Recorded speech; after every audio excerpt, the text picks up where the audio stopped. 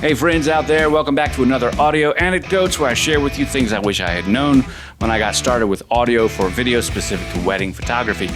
Now, the first video that I did actually did really well. I didn't expect to have so much interaction and conversation on that video. It's just things I thought that people would know, I would like to know based on things I wish I had known. So this is video 2. One of the top questions I got on that other video is, why do I only talk about weddings and of course camcorders? And the answer is very simple. I'm a wedding photographer, videographer, and I use camcorders quite a bit. But what I'm talking about here really are generalities that could be used on any audio capture out there. And to that event, I'm not actually trying to give you specific answers to solutions and questions of very minute things. I'm actually just kind of talking about a set of variables surrounding audio for the specific task that I'm using on weddings. They should be very helpful for whatever that you're doing. And if you don't know, well, now you will at the end of this.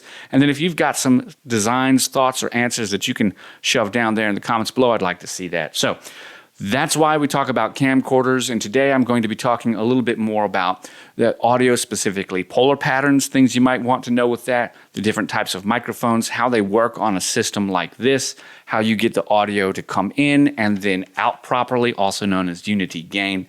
That's kind of where this conversation is going. So let's jump right into it.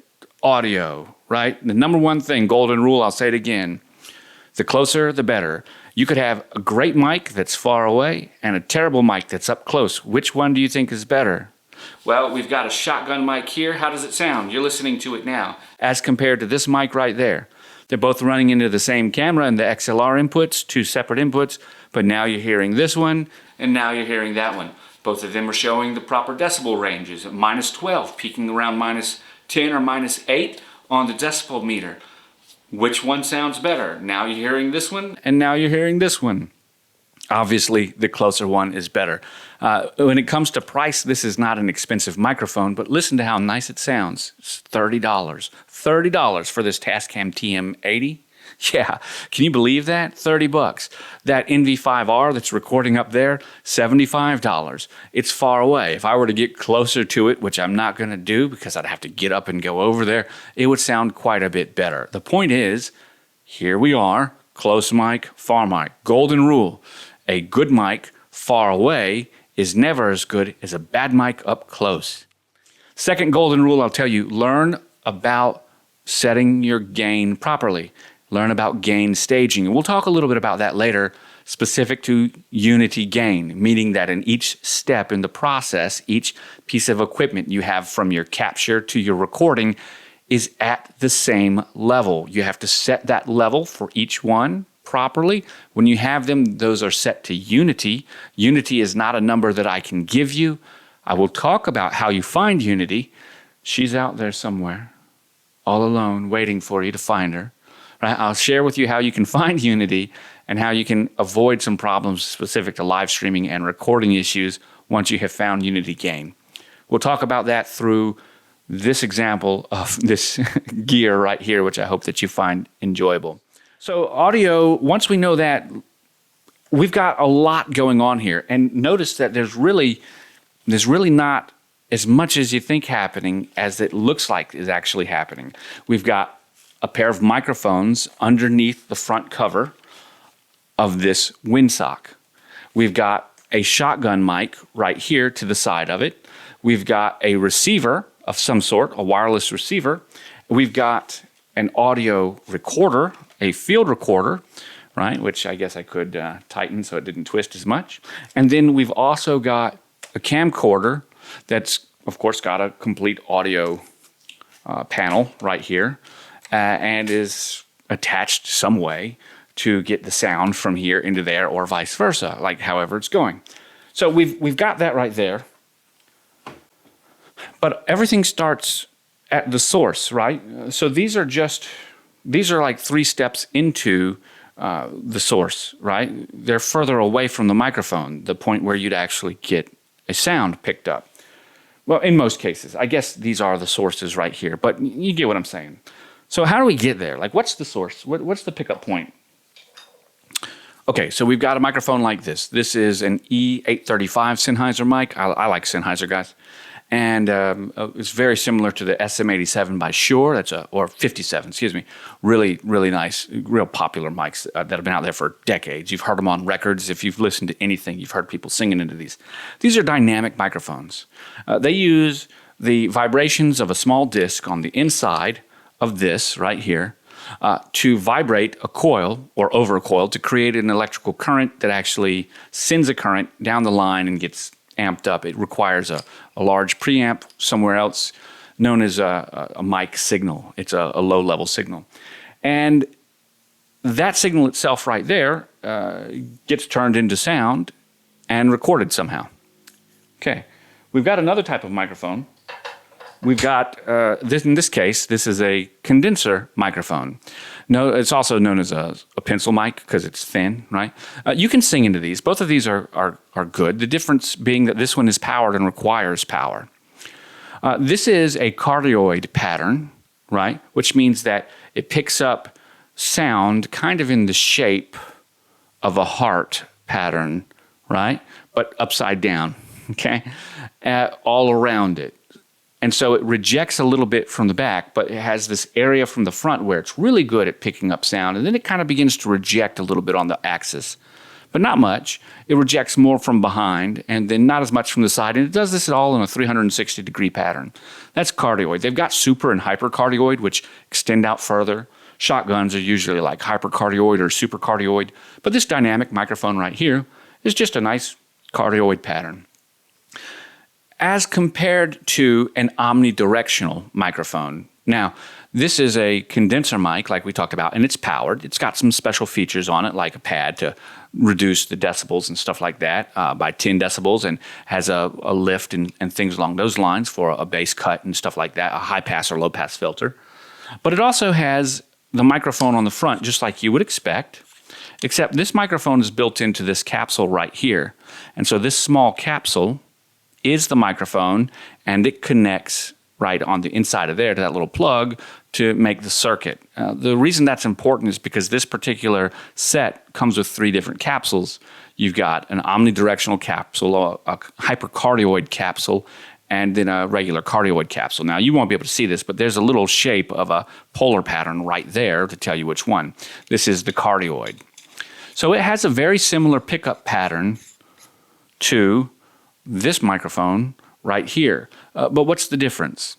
Well, generally speaking, this one, because it's not powered, is going to be better for up-close vocals. And because it's not powered, it's going to be very good for spoken and singing with things with very high dynamic range, very soft to very loud. This one can do the same thing, but it's also got a smaller diaphragm, which means that it can over-modulate a little bit easier, which means that it's also a little bit more sensitive. It takes less input of sound pressure waves to get the diaphragm in this microphone moving, which means that it's more sensitive and usually can pick up things that might be quieter.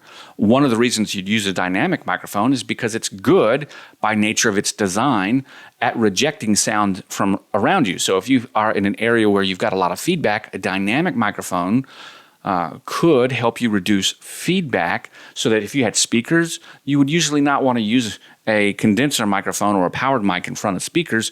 You would normally prefer to use a vocal mic or a dynamic mic because it'd be less likely to pick up some of the sound coming out from the speakers than something like a condenser mic. But this is also a condenser microphone, and it's got a much larger diaphragm. The diaphragm in here is about 1 inch wide. And once again, it's 1 inch wide because this is a vocal condenser, even though it's less expensive than this mic or even this mic. It's made for voice to be spoken into it almost in a podcasting fashion. And so it's got a bigger diaphragm. It takes more energy to move. So it's not as sensitive as a smaller diaphragm, small condenser diaphragm, and a little pencil microphone. So when you look at these have different uses. But could you use this as a vocal mic? Yeah, absolutely. In fact, it'd be a great vocal mic from about right here, okay? If you didn't want to get too close to it, you have someone that's not used to talking into microphones and doesn't want to talk into a microphone and isn't comfortable being this close. A small condenser microphone like this, a pencil condenser, could be great to put in front of them by a couple feet and then pick up their voice very naturally and nicely. Even if they were singing, you could have a pair of these or a couple of these or just one of these to pick up that group or that several people or instruments or whatever. It would work well. The point that I'm saying is that no matter what the shape is, each one of these microphones has a different function, and you would need to know two things. Number one, how is it powered? Is it self-powered, or does it require phantom power? Because that's going to tell you something about the noise characteristics. And then number two, what's its polar pattern, right? How should it be employed? The polar pattern is going to tell you a lot about how you can use this mic to get what you want. When you think about microphones like this, I've got one more to share with you. These mics, which are very popular, you can see them very similar to Rode mics and stuff like that. These small digital microphones, and some of them are analog, we'll talk about a set of mics like this in just a minute, are clip-on style, and they have a lavalier that can clip into them too. Lavalier microphones are simply microphones that go on a lapel. Sometimes people call them lapel mics. They also are made up of either hypercardioid or not really. They're made up of omnidirectional or some kind of directional microphone. Notice that they're much smaller than the mic capsule must be much smaller even than the small diaphragm condenser microphone that you have here, because the actual mic element, as you can see, is smaller. I mean, it's physically smaller.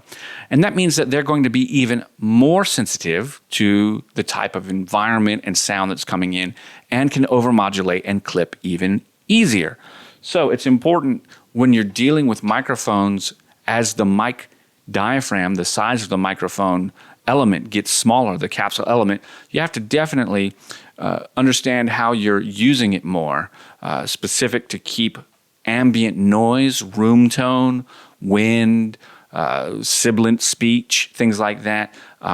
You have to be more aware of the dynamics of the situation it's going to be used in. Like for weddings, sometimes you get a groom that talks real loud and sometimes you have one that talks real soft. You have to be aware of that and adjust the microphone gain appropriately ahead of time, if you can. We'll talk about that in gain staging with unity gain in just a minute. All of these things have one thing in common. They are all the first place you begin looking at unity gain and gain staging. So let's talk about that now. The microphone is the actual capture device. It's picking up the sound and has to do something with it.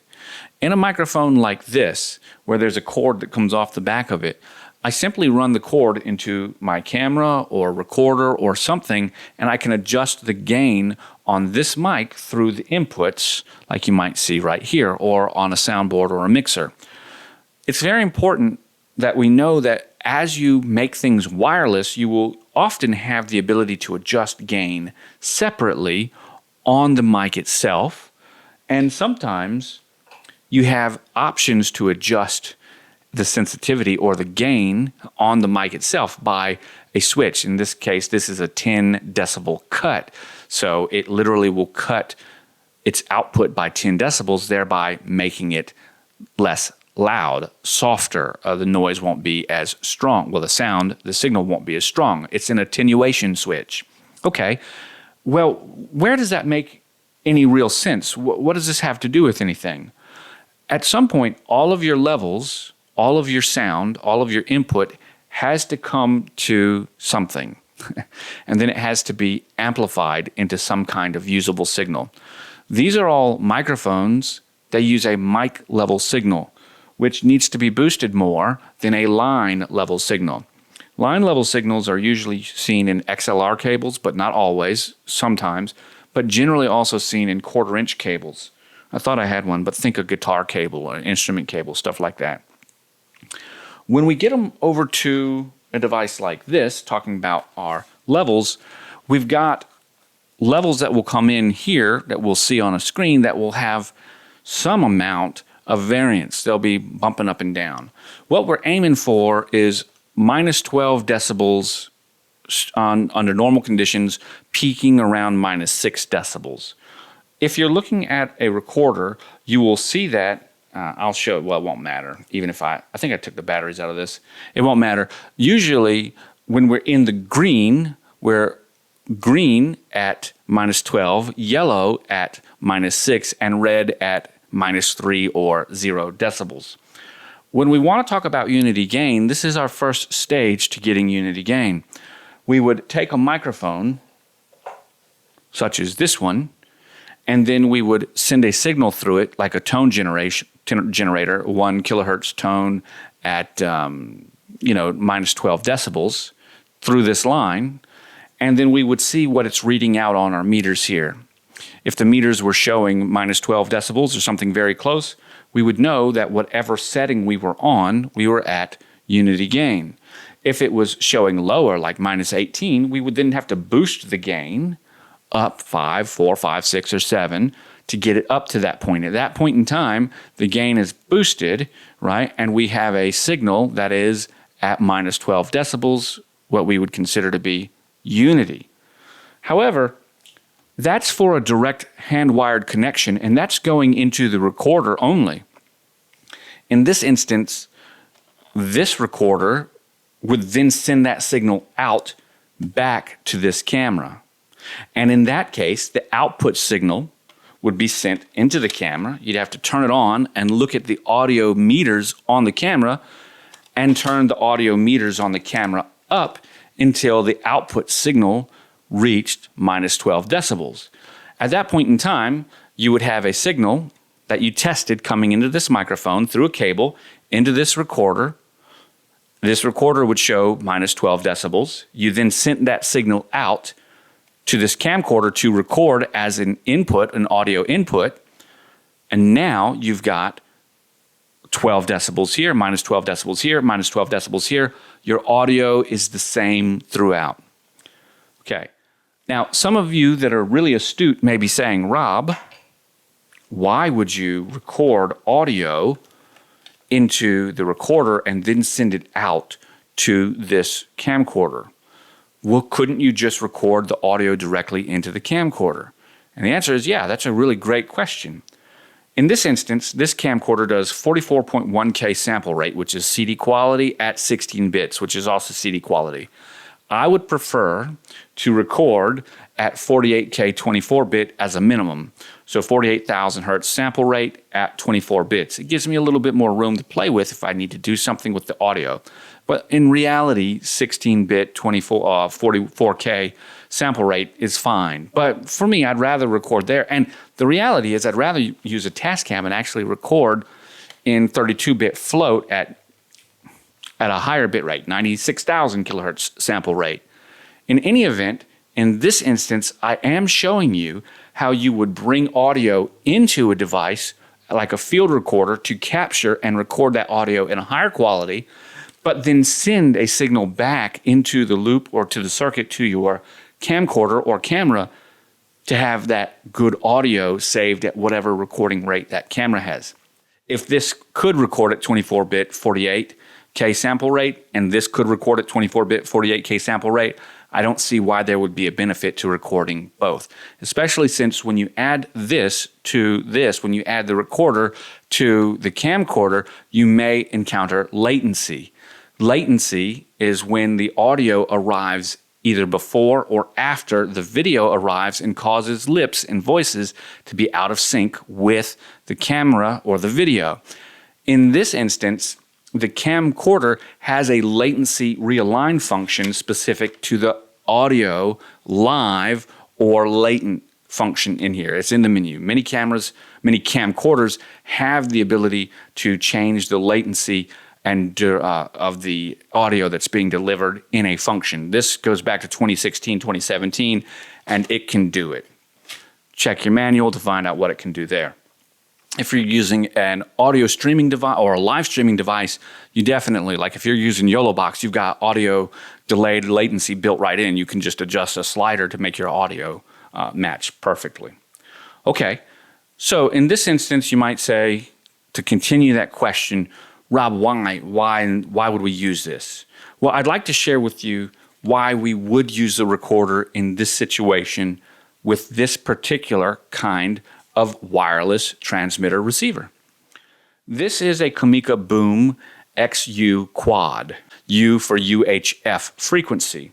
Now they make these UHF frequencies in different frequencies all across the spectrum, and in some areas, UHF is illegal to use.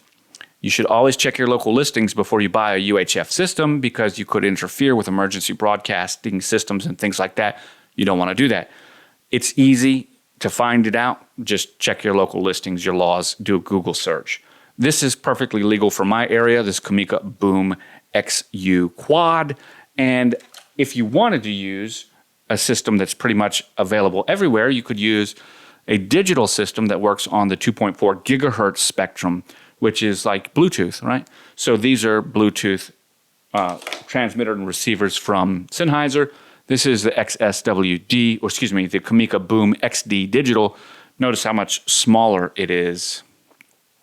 I hope you can see, I don't know if you can, as a digital transmitter receiver. In any event, those are digital systems. This is an analog system, UHF analog. You're going to get some benefits from that. We're going to talk about gain staging with these because when we were going with our example of just one microphone connected by wire directly to a field recorder set to unity, and then the output of that field recorder going to a camera or some other device being set to unity, that was pretty simple. But when we add something like this wireless receiver, we're also dealing with something like a wireless transmitter. And these will be another step in the chain for setting unity.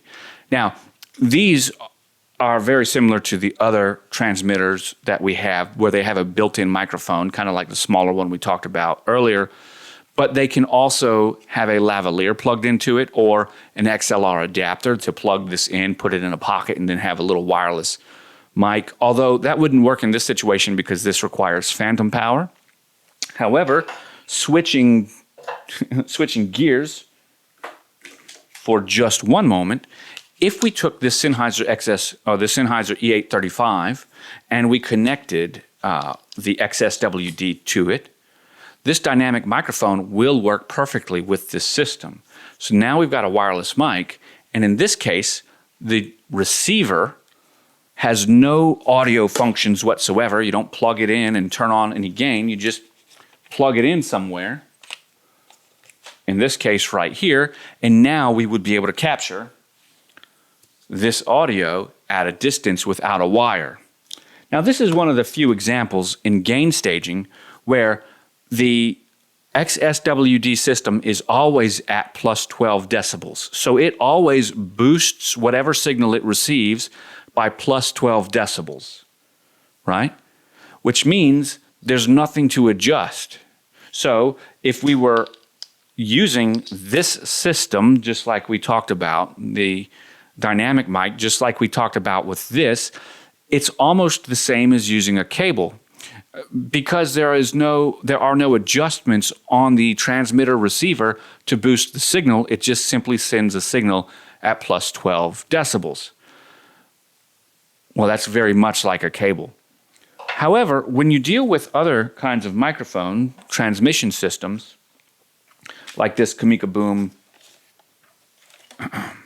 XU Quad or the Camika Boom XD, the digital system, these will allow you to boost or reduce the gain coming off of each microphone and the power of the signal. Now, more expensive units will allow you to adjust the power of transmission and receiving so that you can pick up signals as they get further away. Both of these happen to have two different power systems. The Camika Boom XD is a 10 milliwatt system, which is the same as that Sennheiser we were looking at earlier, 10 milliwatts. Yet the Camika Boom XU, I believe, is 33 milliwatts. The difference is it's quite a bit more powerful. The UHF analog signal is a longer wavelength than these very short, fast wavelengths of this 2.4 digital, so it gets better penetration through walls and such, gets you better distance because it's a higher power. These get you frequency hopping, digital skipping, and less noise. And that used to be the case until everything started working on the 2.4 gigahertz system. So a little bit of history when you talk about the Camika Boom XU or the analog systems, There was a time when the analog space was too crowded and it was difficult to find channels, something you have to do manually with the Kamika or any analog UHF system, or most analog UHF systems. There are some analog UHF systems and HF systems, high frequency and ultra high frequency systems, that will do channel hopping for you, but most of them don't, and you have to do it yourself, which meant that other people, like with walkie-talkies, could squawk on your channel and you'd have noise, and in the middle of a recording that would be bad. So that was when the rise of the digital systems came up, and the digital systems were cool because they didn't have that problem. They could pair with a base unit and then digitally frequency hop, some military type spec stuff, to find good channels. But then the channels became so overrun. Everything operates on 2.4 gigahertz. You go to a wedding, everybody's phone's got Bluetooth, the cell phone tower. If you're inside any printer or wireless system, it's all there. So then that creates additional noise and chatter. But because so many people have moved away from the UHF system, now the UHF system has become back in favor because there's so few people on the system. In any event, whichever one you use, you will have another set of gain to stage. So, in this instance, when we take that microphone example that we talked about in the beginning, and we add this, we now have our access, our capture point, which is the microphone, but it's not connected by a wire. It's connected wirelessly. And this wireless signal can be attenuated. It can be boosted up to 12 decibels or reduced down to minus 12 decibels on this particular unit. Some more, some less, as we saw. In this case, I then have to look at the unit here, the receiving unit, and see where it's showing the levels. Okay? So I put it on my talent or wherever I need it to be, and I adjust the input or output, the signal of this, wirelessly on this unit until I get my minus 12 decibels, and then I leave it alone. And then I send that signal through this output right there. As you can see, it's connected to my field recorder. I send it to the inputs of my field recorder. And then I adjust each of those inputs until they're at minus 12 decibels. I can do the same thing with a tone. I've got a tone generator, but many field recorders come with a tone generator. So if you've got like an H5N or an H1, I forget which one. I know that the H1, the F1, most new Zoom recorders, most recorders will have a tone generator. Most field recorders will have a tone generator. That will allow you to set it so that you can know you're getting the proper decibel in the sound signal to set everything. But then it goes from the mic into here at minus 12, from here into here at minus 12, from here out to there to minus 12. So we've added a stage to our signal chain. When they're all at minus 12, we can be assured that 1 decibel input here goes all the way through to the recording, even onto the camcorder, as 1 decibel of input there, with very low noise, with very little echo, with no delay or latency, things like that. If we were going through to a soundboard, for example, having this go out to a soundboard for whatever reason, if you're in a church, in the back of a church, you may actually be hooked up to an area that's got a soundboard and you might feed them sound, although that's unlikely. The more likely thing is they would feed you sound, but that's for another day, a discussion for another day. This would then go out to there, and then they would need to set to make sure they were getting your proper signal. And you'd be able to tell them that all points through your signal chain, you were hitting minus 12 decibels, which would mean you would know for sure that if there was a problem of loudness, it wasn't coming from your signal chain. But if you're looking at all of this so far and saying, Rob, we still don't understand why you're using this field recorder. I know we talked about sample rates and bits rates. What's the purpose? It's here now that we've talked about all that. And this is why I think these conversations are more than just a simple discussion, just answer your question. If I were to tell you this in the beginning, it wouldn't make sense. But when I tell you right now that the reason we're using a field recorder is because I've got a quad channel transmitter receiver, that makes a lot more sense because quad means 4. I've got a 4-channel microphone system right here, not a 2-channel. And because of our other videos and because you know that we've only got 2 channels left and right, that means that the camcorder, in this instance, can only record 2 channels left and right. So why are we using this field recorder? because I want to record 4 channels, left and right, all independent. And I want to record those 4 channels left and right on the camcorder as well, so it's recorded to the camcorder. So how do we do that? Well, the first thing is very simple. The Camicka Boom XU Quad has 2 separate outputs. Now, I don't have them all connected right here, but I'm going to turn this around so that maybe you can see it. It's kind of hard to get off sometimes. Okay. If you look at the Camicka Boom XU Quad, I've got 4. There's 3 plus this one over here, transmitters. And they all have microphones built into them. Small, very small diaphragm condenser microphones, but they're built into them.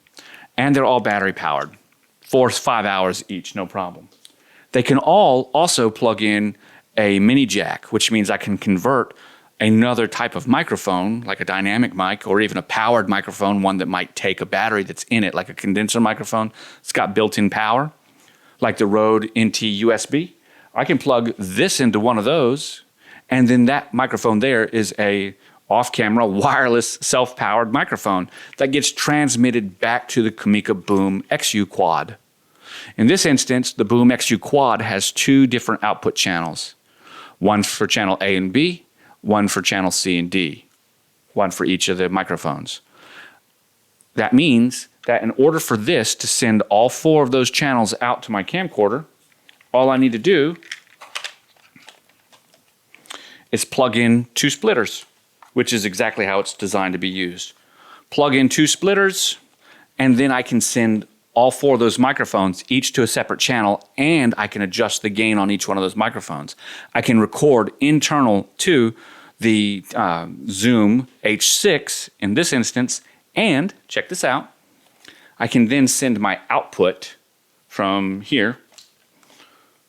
Yeah, that little spot, I can send my output around back into the camcorder to record into the camcorder. So I've got a scratch track of audio that's being sent out that the camera is recording, which is unity gain and synchronized to my audio. Wow, I just saved myself a lot of work in post-production. In post-production, if I need to change anything, I can very easily go get the original tracks. But if I don't need to change anything, I've already got the great audio that I was able to mix on location as it was happening. So I've got a redundancy that allows me great room for editing, but I've also saved quite a bit of work ahead of time by putting the system together this way. We talked a lot, and the conversation is not really over. But the final thing I want to share with you is this is how you would properly unity gain all of your equipment through each step of the signal chain. And this caused me so much headache when I began learning about audio specific to weddings and other things. I can't tell you how difficult it was to get through this and learn these things. It was it's a big thing to be able to cut your teeth and say, hey, yeah, I understand audio like this. And it's also a thing of pride where when I first started working with this stuff almost 2 decades ago, specific to weddings, I didn't know much of this. So back in the day, I was putting shotgun mics far away from things, and I had no idea why I was getting bad audio. It wasn't until I realized the golden rule.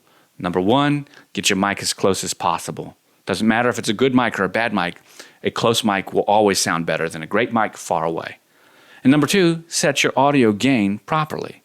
Those 2 things eliminated hiss, eliminated problems, all that other great stuff, and made my job a lot easier. There are some other tips and tricks, but I'll share those with you in another video. Guys, if you've gotten this far, thanks for watching. I hope that you found this video helpful. Please don't forget to use my links down below to support this channel. Obviously, you liked what you saw. I'd love to hear what you have to say. Send me a cup of coffee through PayPal, buy me a beer through PayPal, and let me know. Tell me a little bit down below. I want to thank you guys for watching. Remind you, I'll catch you all on the flip side. Bye for now.